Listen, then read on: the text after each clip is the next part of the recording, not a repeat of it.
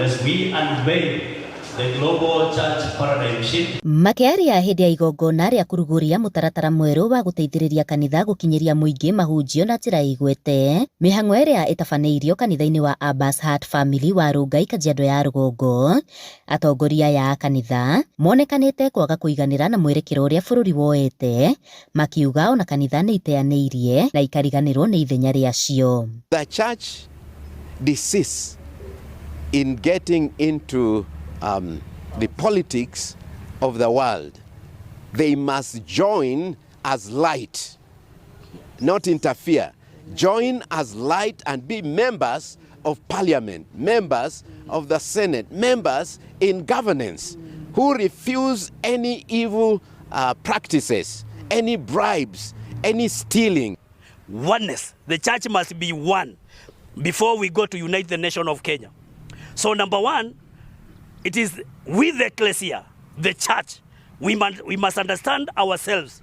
And once we understand who we are, we'll understand the vision and the mission of the church.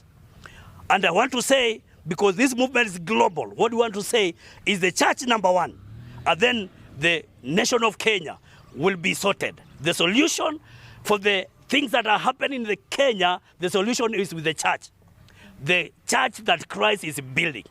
Matariirie hari ndereti yegimainie na kurungiriria bururi, kanitha ndibatie gukorwo na miahu ya kiuteti, na kanitha ingirugama na murugamo wacio, bururi ni ukugacira. Na hakagia na uhoro wa compromise. Makariganirwo ni mihitwa yao, iria mehitire riria moyaga mihitwa ati uhoro wa gutungatira Ngai, na kurugama na uma, na gucaria njira iria iyama. Na tukirora bururi witu uria ciana citu cigereire ruo-ini na families nyingi cigereire ruo-ini, riria twetereire kanitha woe na iguru mugambo hagakorwo hatire.